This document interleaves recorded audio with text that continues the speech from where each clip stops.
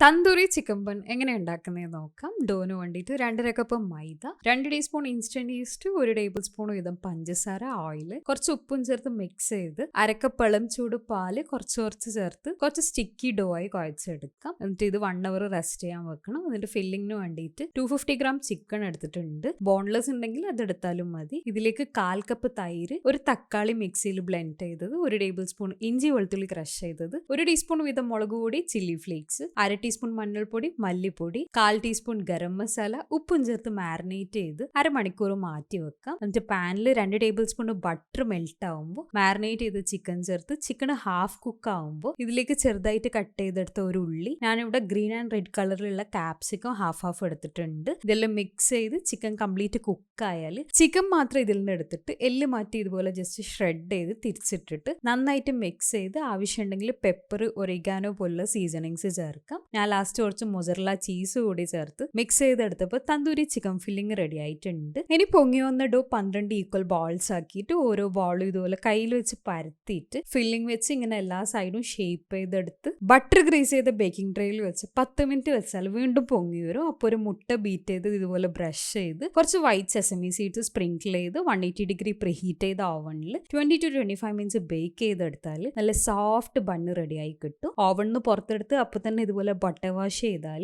മേലെ നല്ല ഗ്ലേസിങ്ങും കിട്ടും. കണ്ടില്ലേ, നല്ല സോഫ്റ്റ് ബണ്ണാണ്. ഉള്ളിൽ ഫില്ലിങ്ങോട് കൂടി കഴിക്കാൻ അടിപൊളി ടേസ്റ്റ് ആണ്. So do try it and let me know the feedback. Thank you.